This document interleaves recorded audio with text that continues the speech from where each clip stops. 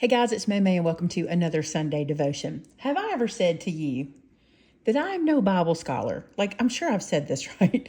I don't think I've talked about it much in the last few devotions that I've done, and I just thought I would clarify this. I am just like you. I am a person who reads my Bible, I pray, I listen for God to talk to me, I listen for His direction, and I am no scholar. I have never deep dived or taken courses or anything that makes me more than just someone who loves God and loves His scriptures and tries to live for Him. And I say this because a lot of times when I'm in a sermon or when I'm listening to my brother, especially, my brother has his doctorate in divinity, so he's just brilliant to me. He just, stands above the rest. And my children, my son has his master's in ministry. My daughter-in-law has her master's in ministry. And it's they impress me so much because they know so much about the word. And I am just a simple person who studies as much as she can, learns what she can, and tries to listen to God and have Him direct me from day to day. And that may be who you are, or you may be a pastor, or maybe you're a professor of religion or scriptural studies of some sort, or who knows what your background is. But for me, I want to say just like you, but I don't know who you are. I don't know who you're at. I am just trying to live my life as a Christian the best I can. I have faith. I trust God. I trust that Jesus died to save me from my sins. I know that I'm a sinner. That's where I'm at. I've been baptized, and I am looking forward to the day that we get to spend eternity with Jesus and God and all those who have gone on before us. That's me. That's who I am. Simple and in a nutshell. That was very much a nutshell, by the way. But sometimes I feel like God gives me a word that I need to really pay attention to. And it might be a little harder than I think, or harder than what I normally pay attention to. I might have to dig a little deeper. And sometimes I feel like it's kind of calling me out a little bit.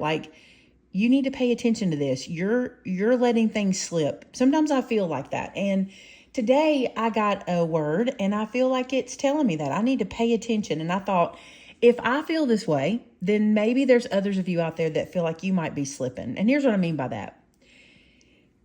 Things are so different now. I say that this, for my children, this is a different world for my children. They're not growing up in the world I grew up in. And I've heard this my whole life. I heard my grandparents say this. I've heard my parents say it. Y'all aren't growing up in the world that I lived in. But what scares me about this world is it's extremely different. I want to say it is such a different world in even ways that we couldn't fathom. Social media has changed everything, not just media. The media was already changing things and driving opinions and thoughts and things like that. But social media, where someone just like me can just put my opinion out there, and then you have to decide if you take it for fact or for maybe fiction. I don't know. But I was on TikTok recently, and I started to realize when you flip through TikTok, and I'm not telling you my stance on TikTok. That's not what we're talking about. Just any social media. This is just the one I'm talking about. As you flip through, if you were to gauge how many different people were in some way investing into your thought process in a minute, I think you might go, wait a minute. I'm giving you too much of my brain space. Now, I'm going to break that down a little bit. Here's what I mean. Typically, a TikTok's going to be 30 seconds to maybe a minute. I think now you can do 90-second ones. I'm not sure.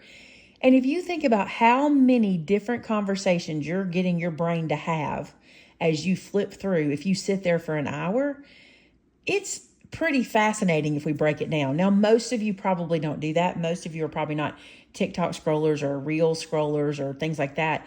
But I find myself sometimes doing what they call doom scrolling, where you're just scrolling through. And there are so many opinions that come up. And recently, this was pointed out to me because of the hurricane and the things that people are going through with all of the, all of the loss and all of the damage and all the needs that they have. And so I would see one person saying, we have this great need. And then you flip it again and somebody saying, that's not real. They're making that up. That was a fake video. Just so many things you have to discern over and over again on those types of programs or social medias. So the reason I think life for my children is so different for the generation now and my children's generation is because we didn't have that.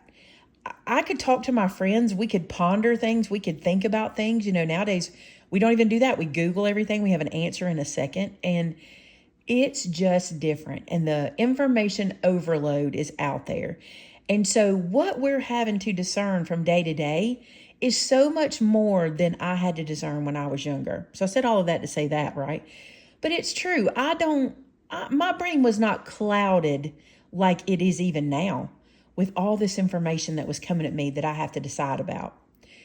So in church recently, there was a scripture read, and it kind of made me focus really deep on what I need to be paying attention to. And I want to share it with you and see what you think. First off, it comes from 2 Timothy chapter 4. This is where Paul is talking to Timothy and telling him what to prepare for. And I don't want you to just listen. So chapter 4, verse 1, I charge thee therefore before God and the Lord Jesus Christ, who shall judge the quick and the dead at his appearing and his kingdom. Verse 2 says this, preach the word, be instant in season and out of season. Reprove, rebuke, exhort with all long suffering and doctrine. Verse 3, for the time will come when they will not endure sound doctrine, but after their own lusts shall they heap to themselves teachers having itching ears. And verse 4 says, and they shall turn away their ears from the truth and shall be turned unto fables. I was reading this in a different translation, and it even talks about the fables being like folklore, things like that. Like they will turn to whatever they just feel sounds good. What really stuck out to me in this was, for the time will come when they will not endure sound doctrine. And this is what I worry about with myself. So for the rest of this devotion, I'm going to talk to you about me. And if it fits for you, plug in where you can. I worry that I might be allowing people's thoughts and opinions to sway me from my own doctrine. And that's pretty scary to me, because sometimes I think, wait a minute, you don't believe like that. Or wait a minute, that's not something that is truth from God's word. You don't spend time on that. Don't think about that. And I don't have any specific examples, but there's times in my life when I'm just kind of like, oh, that's okay. That's okay if they tell me that, or that's okay to do that, or that's okay to act that way. And then I'm like, I look at it later and I go, that is not okay. I know better than how I just acted or I related to that situation. I know better. And I have to kind of check myself against my own doctrine and make sure I'm doing what I should be doing. And it scares me because I think, am I in a time in and of myself where I am not listening to sound doctrine? Now, I know that I am listening. I know that I pay attention and I do my studies and I know what I believe and who I believe in. But are there places where even in myself, I am longing after my own lusts? And do I have itching ears? And am I listening to things to be like, you don't have to be so strict about that. I don't really like the term strict, but I am strict with myself and my doctrine. I know what I believe and how I want to live my life, and I try to stick to it. But am I having itching ears and I'm letting other things infiltrate? It scares me a bit because I don't ever want to let the world or the media or the culture that we live in turn me away from the sound doctrine and the sound teaching I've had my whole life. And if we're not careful, it can creep in, and it doesn't take much. Y'all, that I had to come out of my studio because we had a water leak in there.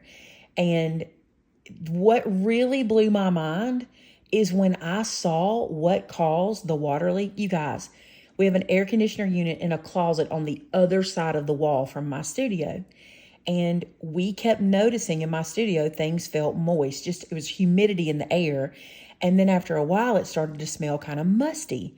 And I'm like, what is causing this problem? So I thought it was that closet. And I went around to that closet and I was trying to decide, how close to my studio is it? And it was really, really close.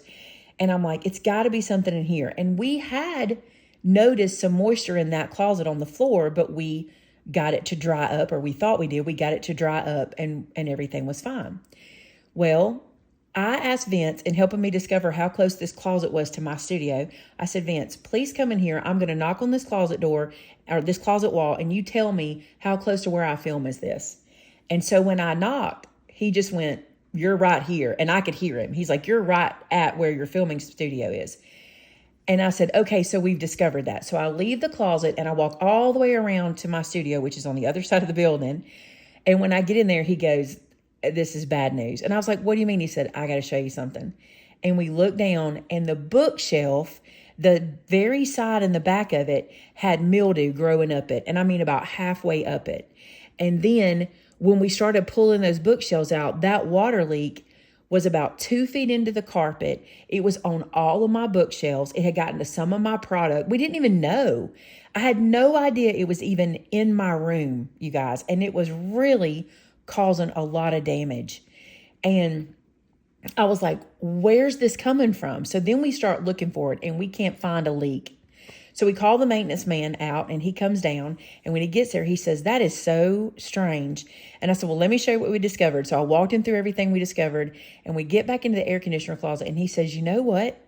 He said, I was in here, and he was in the shop about 2 or 3 weeks before this time, and he was working on some lights in that closet. And he said, when I was in here, I noticed that water on the floor, y'all had the fan on trying to dry up.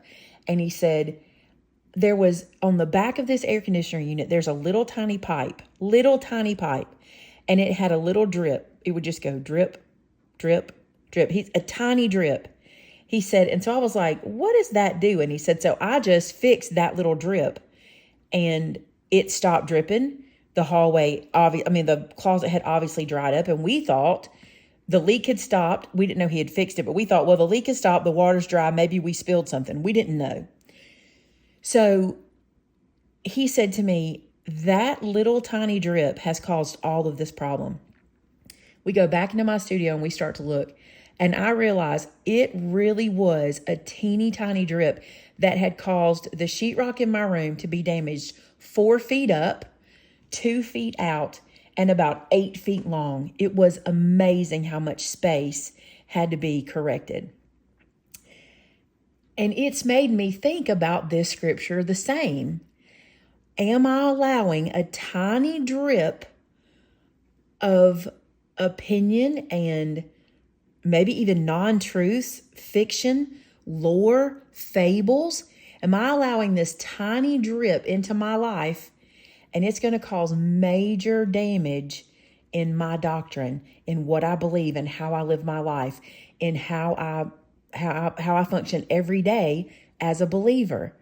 And you guys, this is a real thing. I think so many times we think that damage is caused by big things. And most of the time, I especially find this in like home repairs and things like this. Most of the time, it's a small thing that is not taken care of quick enough. This is probably the truth in our health, probably the truth in our finances. Maybe we have a small place for spending too much money. How many times you hear somebody say, stop buying a coffee every day, and it'll save you so much money.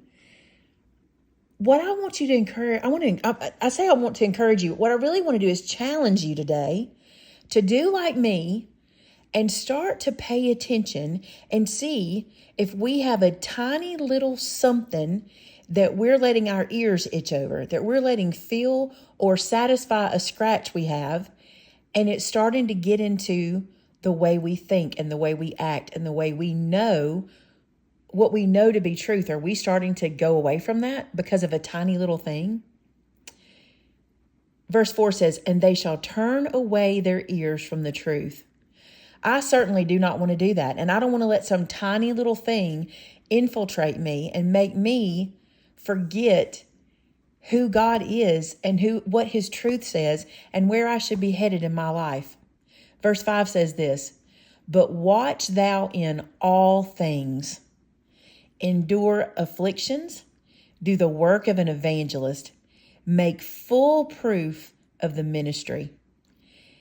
That first part of verse 5, but watch thou in all things. You guys, we got to be diligently paying attention to what we allow to have space in our life and what we allow to take over our thought process. That tiny little drip can make such a big, lasting impact. And I say this all the time, just like for me today, I've discovered my issues. I've discovered some of my own problems. And now to fix it is going to be so much worse than if I'd have just been more diligent with what I let myself see and read and hear and listen to. Make sense? I pray something that I share with you today will help you in your walk going forward, will help you in your meditation, will help you in your, I like to call it like chewing over. I've been chewing over the scripture and paying attention to where I need to clean up the things that I'm giving attention, that I'm paying attention to. And here's the thing. I want to go back to verse 2. This is me.